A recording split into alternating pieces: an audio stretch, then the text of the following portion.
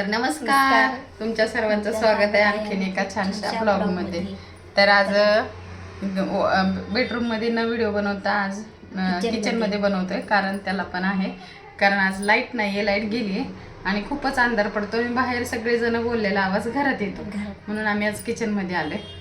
तर तुम्हा सगळ्यांना तर माहिती आहे मी आजारी होते, थोडंसं दम लागतोय, अजून पण थोडासा मला विकनेस आहे. तर मी आजारी होते, खूप आजारी होते, थोडंसं नाही खूप आजारी होते.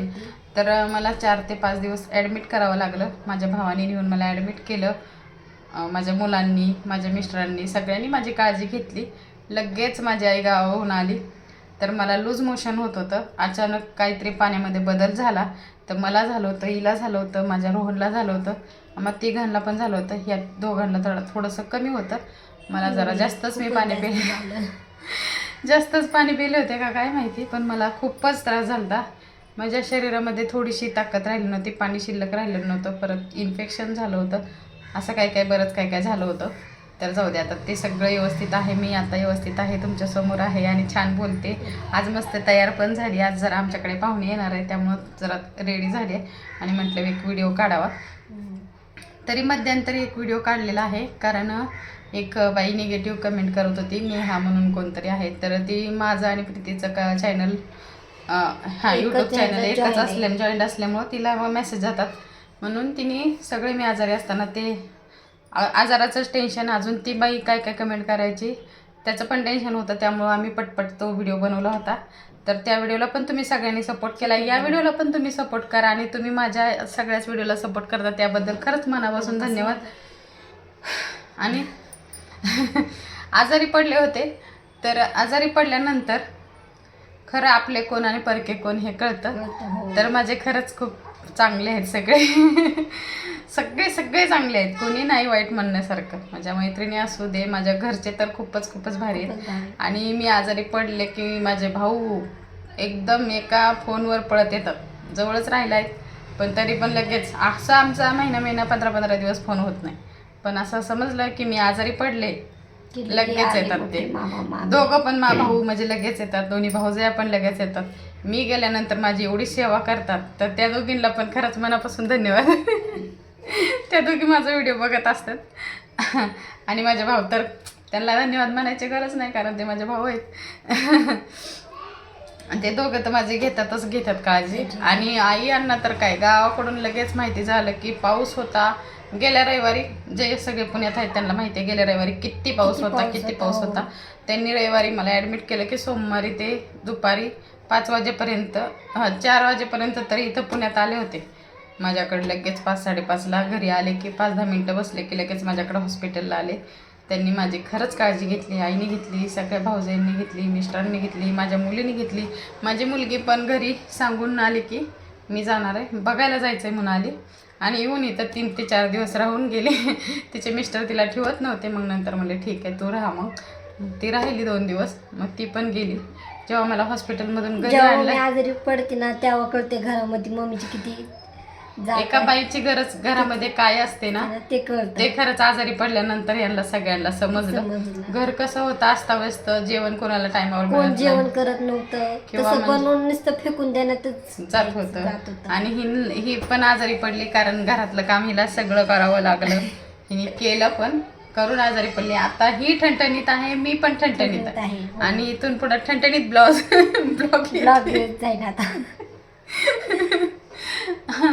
आणि राहिला प्रश्न ती बाई, तिला काय म्हणण्याचा, खूपच चॉप्टर आहे, आमकाय ढमकाय बाई, ठीक आहे तुला काय म्हणायचं ते म्हण, काही फरक पडत नाही. आम्ही ह्या कानाने ऐकतो आणि ह्या कानाने सोडून देतो, आम्हाला काही फरक पडत नाही, घंटा फरक पडणार नाही. हा, तू तुझं बघत राहा, आम्ही आमचं करत राहू काम.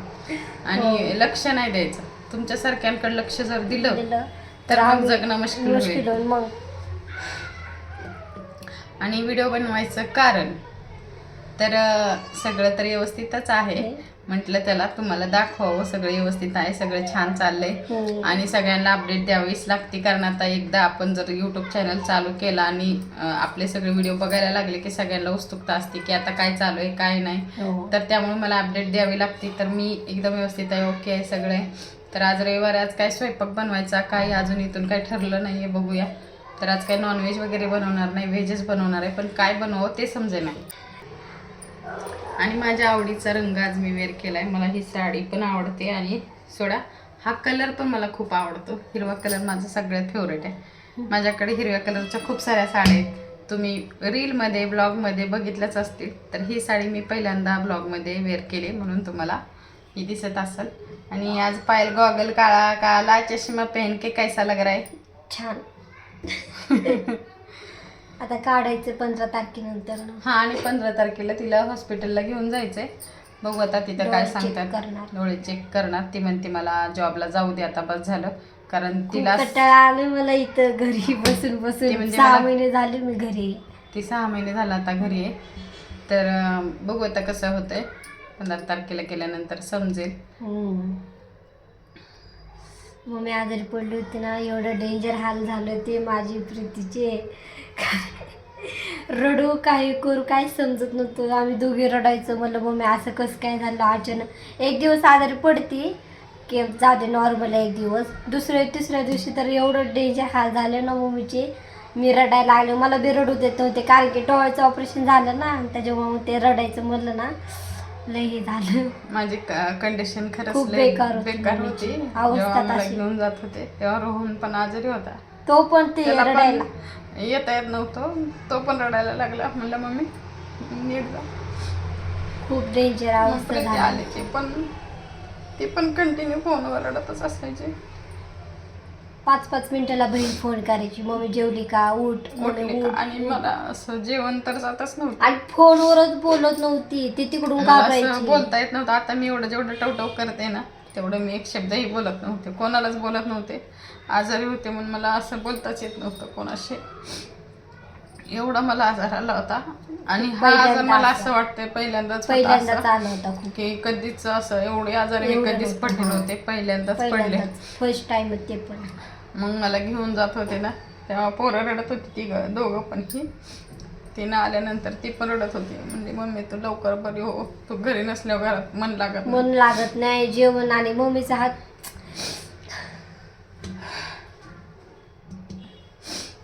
गप्पा नको करू. आता मम्मीचे खूप भारी ब्लॉग येतात, तुम्ही बघा.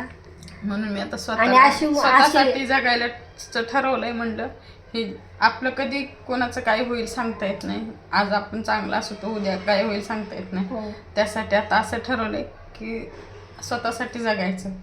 बस झालं आता, खूप जगले. सगळं हे कर ते कर हे कर ते कर करत राहिले. आता नाही करणार. आता मी स्वतःसाठी जगणार, स्वतःची काळजी घेणार. मी तर असं पण घेतच राहते पण तरी अजून जास्त स्वतःची काळजी घेणार आणि तुम्हाला छान छान ब्लॉग दाखवणार. चला, व्हिडिओ आवडला तर लाईक करा, शेअर करा आणि चॅनलला सबस्क्राईब करा. भेटूया पुढच्या व्हिडिओमध्ये. लवकरच, तोपर्यंत बाय बाय.